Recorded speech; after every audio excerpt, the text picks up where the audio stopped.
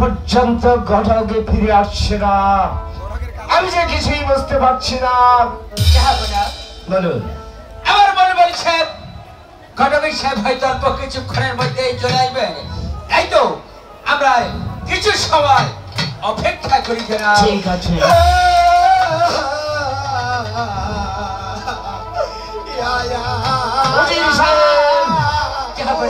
বাহিরে কান্নার আওয়াজ এবার তো তাই শুনতে পাচ্ছি। আমি একটু সামনে অগ্রসর হয়ে দেখি কে এমন ভাবে চিৎকার করছে।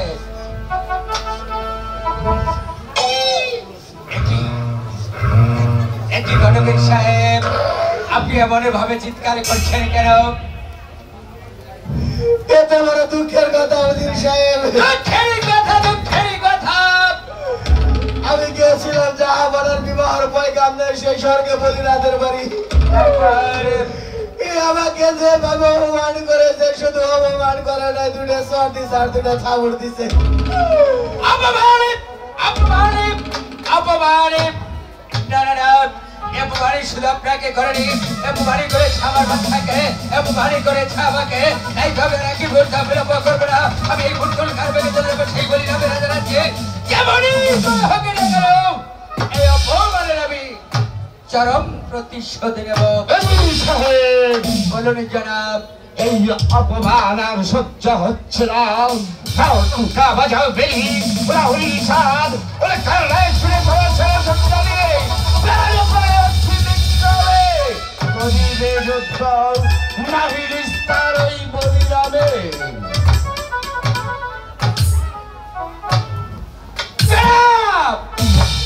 আমিও তাই করবো। আমি আপনার আদেশ মতো এই মুহূর্তে ছেলে ছোট নিয়ে চলে যাবো ওই বলি রামের রাজার রাজদরবারে। যেমনই করে হোক না কেন ওই বলি রামের রাজাকে বুঝিয়ে দেবো আমাদের সাথে শাস্তি কত ভয়াবহ হতে পারে। আপনিও চলে আসুন বাড়ির সাথে। আপনার এই হস্তে আপনার অপমানের চরম প্রতিশোধ নেবেন। হ্যাঁ, তাই তো চলে যাচ্ছে। দেশের এমন অবস্থা হয়েছে, আমার সঙ্গে যেমন যুদ্ধ ঘোষণার আয়োজন করেছে, আমি আর এখানে বিলম্ব করবো না। কিছুদিন আগে ওই মানিকগঞ্জে লেগেছিল সম্মিলন, হয়তো আমারই সেখান থেকে একটি গুলি লেগে যেতে পারে। আমার বলে মহারাজ, কনক সাহেবকে এখানে অপমান করা আমাদের অভিযোগ হয় নাই। কনক সাহেবকে অপমান করার কারণে আমি গোপন সত্যি জানতে পারলাম তার সাথে আমাদের যুদ্ধ ঘোষণা করেছে। তাই তো এই মুহূর্তে আপনাকে আমি আদেশ করছি, আমার রাজ্যের যত সন্ত্রাসবাদ আছে সমস্ত কিছু সাজিয়ে গুছিয়ে রাখুন। মহারাজ, এই ঘটকে সাহেবকে অপমান একটু বেশি করা হয়ে গেছে। আমি আগেই বুঝতে পেরেছিলাম। তাই আমাদের যত সৈন্য আছে আমি বাহিরে প্রস্তুতি করে রেখেছি। ওই বাচ্চা সিকান্দার নদীর যখনই আমাদের সাথে যুদ্ধ ঘোষণা করবে আমি তার যুদ্ধের সাথে মিটিয়ে দেব। মহারাজ, মহারাজের জয় হোক, মহারাজের জয় হোক। সাহেব, তা কিসের জন্য আগমন? আমাদের সমস্ত কিছু খুলে হলো। মহারাজ, আমার বাদশার আদেশ বকেয়া 7 বছরের খাজনা পরিশোধ করে দিতে হবে। হুজুর সাহেব, আপনারা হয়তো জানেন না, আমাদের রাজ্যে খরায় এমনকি বন্যার কারণে সমস্ত চাষিদের ফসল বেঁচে গিয়েছে। তাই তো আমাদেরকে আর 1 বছরের সময় দিতে হবে। 1 বছরের সময় দিলে আমরা আপনাদের সমস্ত খাজনা পরিশোধ করে দেব। মহারাজ, আমার বাদশা আরো একটি প্রস্তাব পাঠিয়েছে। মহারাজ, কিসের প্রস্তাব পাঠিয়েছে হুজুর সাহেব?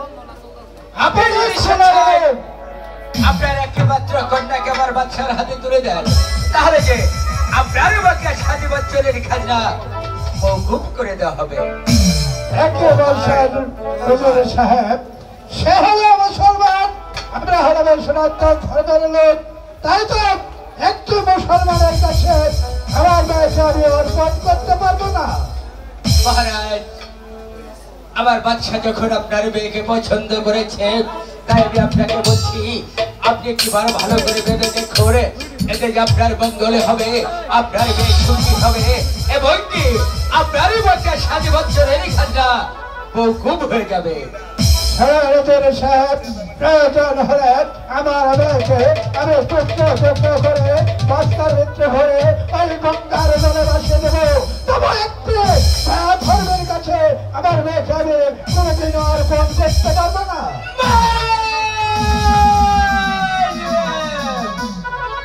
আপনিও বলে যাবেন না, আমি বাদশা শেখ আবদারের উজির, আমি এখানে থেকে খালি হাতে ফিরে যাওয়ার জন্য আছি। প্রয়োজন হলে আমি আপনার বিরুদ্ধে ধরবো, আপনার সাথে যুদ্ধ করবো, যুদ্ধ করে হলেও আমি আপনার কন্যাকে এখান থেকে ফিরিয়ে নিয়ে যাবো। বেশ, আমরা প্রস্তুত আছে। তাহলে আপনাদের সাথে আমাদের যুদ্ধ হয়, দেখা যাক যুদ্ধে কে জিতে আর কে পরাজয় হয়। সেনাপতি সাহেব, এই মুহূর্তে শাহ সেকান্দারের উজিরের যুদ্ধের সংখ্যা মিটিয়ে দিয়ে আসুন। হ্যাঁ মহারাজ, আমি তাই করব। আপনার কথায় অক্ষরে অক্ষরে পালন করব। আমি এই মুহূর্তে এই বাদশার অধীনের যুদ্ধের সাথীটা চিরতরে মিটিয়ে দেব।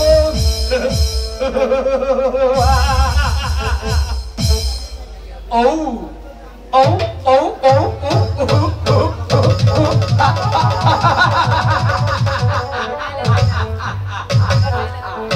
সামান্য একজনই সেনাপতি, সে কিনা করবে বাদশা শেখ আবদারের উজিরের সাথে যুদ্ধ? তবে সহস্র বরণে মিথ্যা বাক্যের এই প্রয়োজন। এই সহস্র বরণ ক্ষেত্রে বোঝা যাবে তার বাহুতে কত শক্তি।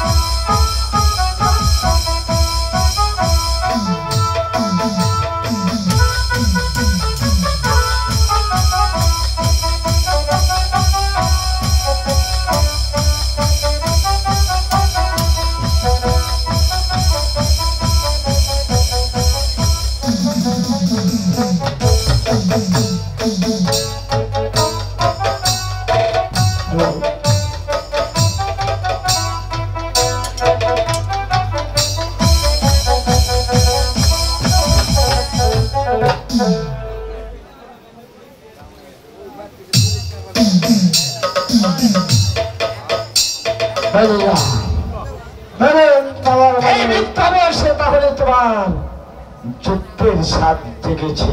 না, আমার কোন যুদ্ধের স্বাদ জেগে ওঠে নাই। তবে আপনি যে প্রস্তাব পাঠিয়েছেন, সেই প্রস্তাব আমি কিছুতেই গ্রহণ করতে পারছি না।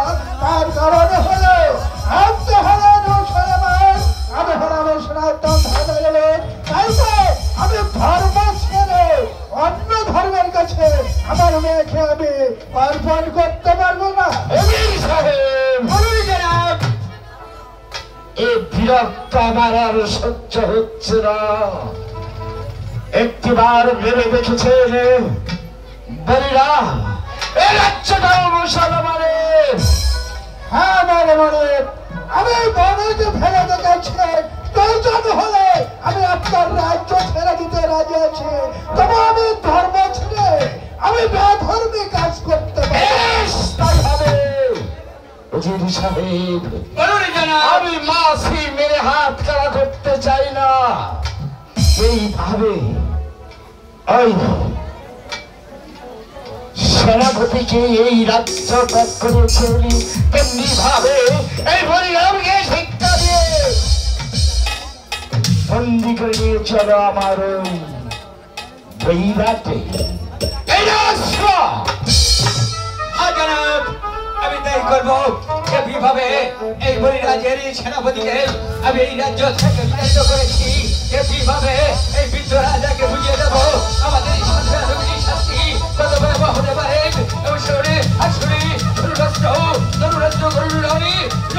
ক্ষেত্রে বুঝা যাবে এই কেমন হলো এখনো মাস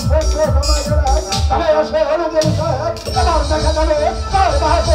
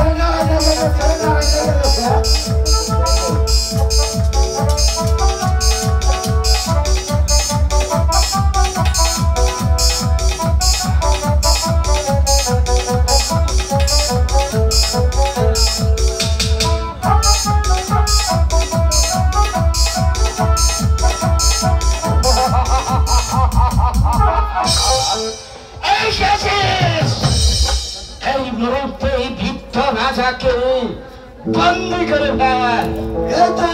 আমি প্রস্তুত।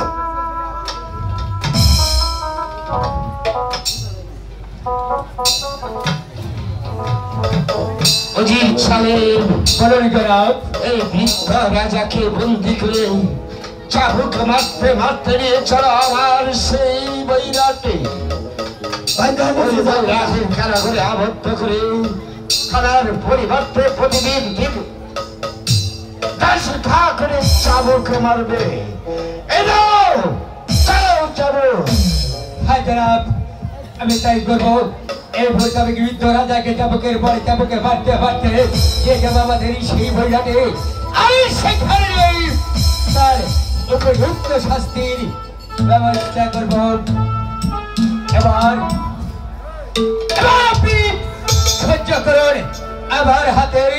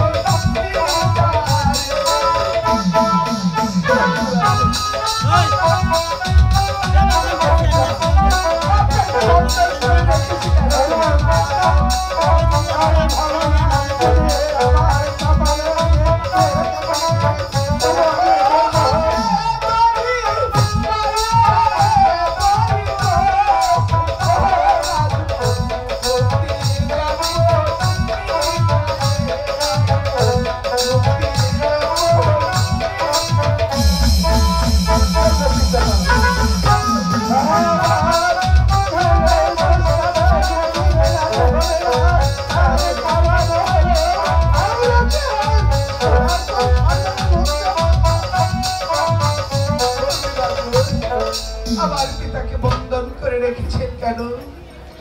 উজির সাহেব বলুন জনাব। সব কিছু ফাঁকে খুলে বলুন। সোনারাজি কন্যা, হ্যাঁ বলুন। আবার বাদশা গিয়েছিল দেশে ভ্রমণে করতে, তাই তো সেদিন ফুল বাগিচায় তোমাকে দেখে তোমার রূপে সে পাগলে হয়ে যায়। এই তো ঘটক মারফত তোমার পিতার নিকট আমার বাদশাহের প্রস্তাবে পাঠিয়েছিলাম, কিন্তু সে আমাদের প্রস্তাব প্রত্যাখ্যান করেছে। শুধু তাই করেনি, সে আমাদের ঘটক অপমানি করেছে। অপমান আমাদের ঘটককে করেনি, অপমানি করেছে আমার বাদশাকে, অপমানি করেছে আমাকে। তাই তো তোমার পিতাকে নিয়ে যাবো আমাদের সেই বইটাকে, আমি সেখানে নিয়ে তার উপযুক্ত শাস্তি। তবে তবে তবে একই শর্তে তোমার পিতাকে মুক্তি দিতে পারি। বলুন কি শর্ত? তুমি যদি স্বেচ্ছায় আমার বাদশাকে স্বামীর রূপে বরণ করে নাও, তবেই তোমার পিতাকে মুক্তি দিতে হবে। আমি ভগবান আমার কপালে মৃত্যু লেখা থাকে, আমি মৃত্যুবরণ করবো, তবে সনাতন ধর্ম দিয়ে আমি আপনাদের প্রস্তাবে রাজি। বিনিময়ে আমার পিতার বন্ধন খুলে দিই। যাব না রাজকন্যা, যে আপনার প্রস্তাবে মেনে নিয়েছে, যাব না। রাজা হতে বুঝতে পারিনি, অযোধ্যা থেকে বলেছে, তাই তো আমার পরমাত্ম হতে যাচ্ছে। তাই ওই বৃদ্ধ রাজার হাতে বন্ধন খুলে যায়। তাই দিচ্ছি, যাবো না, তাই দিচ্ছি।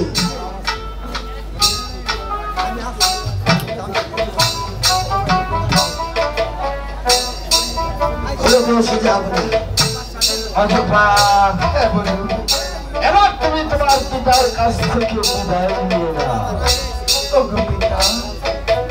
তারিখ করে যখন জন্ম দিয়েছি, একদিন না একদিন আমাকে ওই স্বামীর ঘরে যেতে হতো। তাই তো আপনি আমাকে হাসি মুখে বিদায় করে দিন। ওরে মা, তুই কি করলে? ধর্ম ছেড়ে তুই অন্য ধর্মে যাওয়ার জন্য প্রস্তাব কেন দিলি মা? এছাড়া আমি আর কোনো উপায় ছিল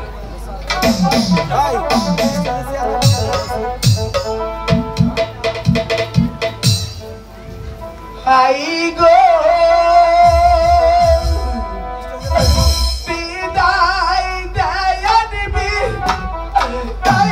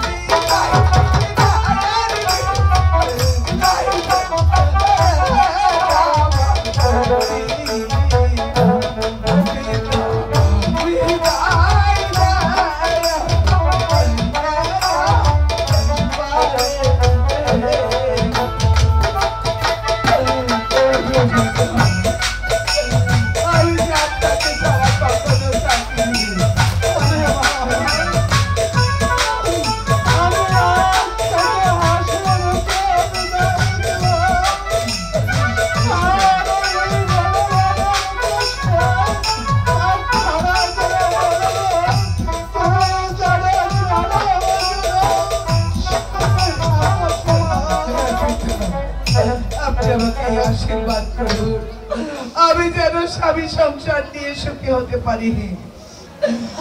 আমার মনে আপনি তো জানেন আমার একমাত্র মা মারা বেটা আমার জীবনে, আমি তাকে কোনদিন দুঃখ কষ্ট করতে দেয় না। তাই তো আমার শেষে মেন্নদি আপনি হয়তো তাকে দেখে শুনে রাখবেন। এই হলো আমার শেষ অনুরোধ। আমার মনে আজ আমি আপনার কথা শুনে আমার মেয়েকে আমার নিজের হাতে আমি আপনার হাতে অর্পণ করে দিয়ে যাচ্ছি। আমার মেয়েকে আমি আজ থেকে আপনার সঙ্গে করে দিলাম। আজ আপনি কোনো চিন্তা করবেন না, কারণ আজ থেকে আপনি আমার পরমাত্মীয়। তাই তো আজ থেকে রাজ্যেরই কর মুক্ত কর হিসাবে এই রাজ্য পরিচালিত হবে। আজ থেকে আপনি কোনো চিন্তা করবেন না। আজ আমি আপনাকে কথা দিয়ে যাচ্ছি, আমি মুসলমান, তাই তো বৈরাট অযোধ্যাকে নিয়ে আমার মুসলমানি শাস্ত্র মতে অযোধ্যাকে আমি বিবাহ বন্ধনে আবদ্ধ করে দেব। বেশ, আপনার কথা শুনে আমি খুশি হয়েছি। অজির সাহেব বড়ই যাব না, এবার তাহলে আমাদের বৈরাট যাবার ব্যবস্থা করে ফেলো। হ্যাঁ যাব না, আমি তাই করছি। তোমরা নৌকার রঙ্গর তুলে পা ধরে দাও, আমরা আর এক ঘন্টা বিলম্ব করবো না। এই ঘন্টা আমরা বেশি বিলম্ব করবো, এমনকি এসে গিয়ে ধুমধাম করে আমার আচ্ছার বিবাহ পূর্ণ করে ফেলবো। তোমরা তো সবে জানো কিছুদিন হয় রানী মৃত্যুবরণ করেছে। আজ আমার একমাত্র বুকের ধন আমাকে ছেড়ে চিরদিনের জন্য চলে গেল। তাই তো আমি আর এই রাজত্ব করব না, তাদেরকে নিয়ে আমি ওই বৃন্দাবনে ভ্রমণ করবো, বৃন্দাবনে ভ্রমণ করবো।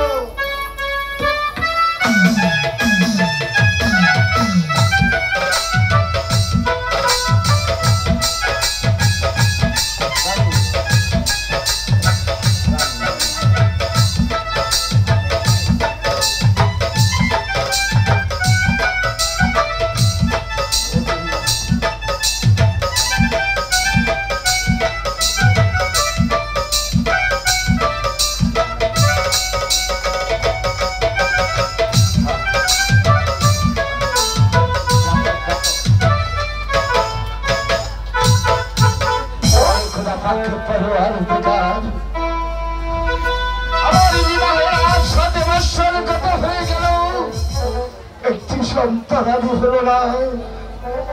আমার এই রাজ্যের সমস্ত প্রজাগণ আমাকে ভিক্ষার দিয়ে বলছে, আমি যে রাস্তায় যাই যেন আমাকে মনে হয় তো আজ করে বৎসর চলে যায়।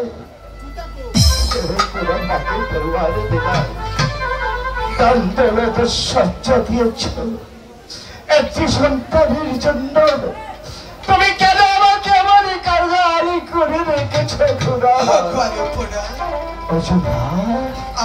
তো বিচলিত মনে হচ্ছে কেন? আমি ভাবছি আমাদের এই বিবাহের 7 বৎসর গত হয়ে গেল, হ্যাঁ বলুন। একটি সন্তানাদি হলো না। ও ভালো, আমি কি কখনো বার ডাক শুনতে পারবো না? আল্লাহ তাআলা কি আমাদের করে কোনো সুসন্তান দান করবে না।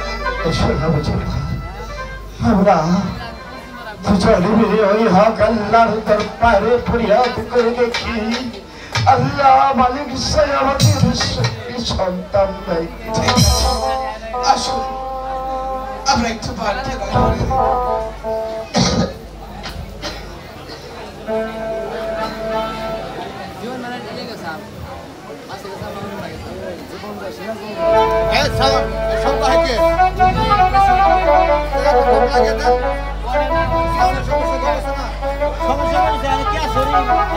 ওরে এগিতি বেটা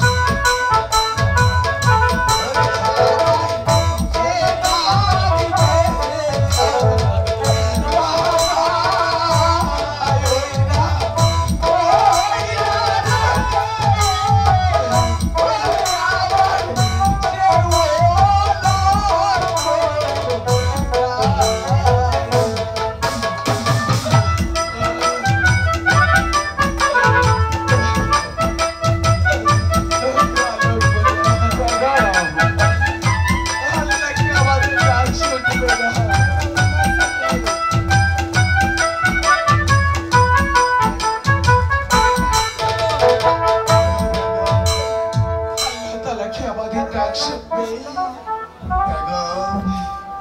নিশ্চয়ই আল্লাহ আমাদের ডাক শুনবে। আজ নিশীথে আমরা তাহাজ্জুদের নামাজ পড়ে ওই হক আল্লাহর দরবারে দুহাত তুলে ফরিয়াদ করব, সারা রাত কাটিয়ে দিব। ঠিক আছে আলো পড়া, তাই চলো।